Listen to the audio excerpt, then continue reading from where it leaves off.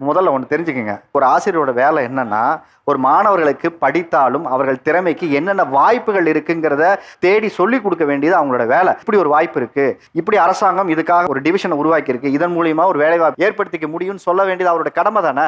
10ஆம் வகுப்பு மட்டுமே அதை எப்படி சொல்ல முடியும்னு கேட்க முடியாதுல்ல. செல்ஃபா அவங்களுக்கு ஒரு ஸ்கில் இருக்குன்னா நிறைய பள்ளிகள்ல அவங்களுக்கு கிளாஸோடைய நேரத்தை குறைச்சிட்டு அதுக்கு பயிற்சி பண்ண அனுமதி கொடுக்குறாங்க. ஒரு லெட்டர் வாங்கிட்டு வீட்டில் உட்காந்து அது போர்ஷனை கவர் அப் பண்ணிட்டு எக்ஸாம் வந்து எழுதுங்கன்னு சொல்றாங்க.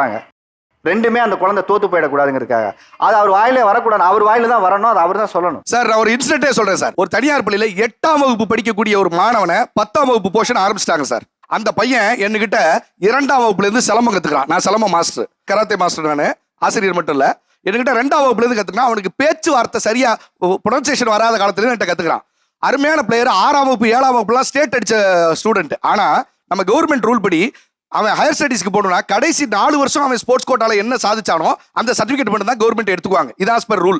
அப்போ அவன் 9th 10th 11th 12th இந்த 4 வருஷத்துல அவன் எந்த சர்டிபிகேட் வாங்கியிருக்கானோ அதுதான் அவன் வந்து அடுத்த லெவல் படிப்புக்கு அவனுக்கு யூஸ் ஆகும். ஆனா அவங்க பேரண்ட் என்ன தெரியுமா பண்ணாங்க, 8ஆம் வகுப்புல 10th போர்ஷன் ஆரம்பிச்சிட்டாங்க, இனிமேட்டு அவன் சிலம்பம் போட்டிக்கலாம் வேணாம் சார், அவனை கிளாஸுக்கு அனுப்ப முடியாது சார் அப்படின்னு அவனை அனுப்ப மாட்டேன்ட்டாங்க சார். அந்த பையன் ஒழுங்கா ஸ்போர்ட்ஸ்க்கு போகாம படிச்சு எல்லாத்தையும் தொட்டு கும்பிடுற பழக்கம். அந்த புக் எடுத்தா தொட்டு கும்பிட்டு படிக்கணும்னு சொல்லி கொடுத்து உண்மையா நடந்தது சார். அந்த பையன் பேரு ராமநாதன் பேரு.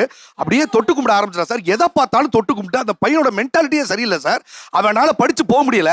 திரும்ப 12th முடிச்சுட்டு அதே பேரண்ட் வந்து என்கிட்ட அழுகிறாரு சார், மாஸ்டர் உங்களை விட்டு அவனை திருத்துறதுக்கு வேற யாரும் முடியல மாஸ்டர், அவன் எல்லாத்தையும் தொட்டு கூட ஆரம்பிச்சா மாஸ்டர், என்ன பண்றதே தெரியல மாஸ்டர், அழுதுட்டு கொண்டு வந்து விட்டாரு. இப்ப அந்த பையன் அக்ரி படிக்கிறான் சார். அவனை திரும்ப சிலம்பத்துக்குள்ள கொண்டு வந்து அவனை நல்லாக்கி இருக்கோம் சார். நீங்க போறது எஃபர்ட், நாங்க கொடுக்கறது சப்போர்ட். வெறும் எஃபர்ட்டை மட்டுமே வச்சுட்டு ஒரு குழந்தைனால சாதிக்கவே முடியாது. ஒரே ஒரு சின்ன இன்சிடென்ட் சொல்றேன். என்னோட குழந்தையோட ஸ்கூல்ல வந்துட்டு பேரண்ட்ஸ் டீச்சர் மீட்டிங்ல அந்த டீச்சர் என்னை பார்த்து கேட்டாங்க, நீங்க 2 பேரும் வீட்டுல சண்டை போட்டுட்டே இருக்கீங்களாமா, அதனாலதான் அவ ஸ்கூலுக்கு வர்றதுக்கு லேட் ஆச்சுன்னு அப்படின்னு உங்க குழந்தை வந்து சொல்லுச்சுன்னு என்கிட்ட சொன்னாங்க.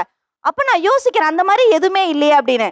அப்ப நான் போய் என் பொண்ணுகிட்ட கேட்கறேன், எப்போ நானும் அப்பாவும் சண்டை போட்டோம் நீ பார்த்த, அதுல எப்படி ஸ்கூலுக்கு லேட் ஆச்சு அப்படின்னு. அவன் என்கிட்ட சொல்றா, சாக்ஸை தேடிட்டு இருக்கும் போது அப்பா உங்களை திட்டினார்ல, சாக்ஸை முன்னாடியே வைக்க மாட்டியாடி, எங்க கொண்டு போய் வச்சிருக்க ஸ்கூல் போற டைம்ல. அப்போ ஒரு டென்ஷன்ல பேசுற உரையாடல குழந்தை என்னன்னு எடுத்துக்குது, சண்டைன்னு எடுத்துக்குது. அன்னையில இருந்து என்ன பண்றது இல்ல, அந்த மாதிரி டென்ஷனா கூட நாங்க குழந்தைக்கு முன்னாடி பேசுறது இல்ல.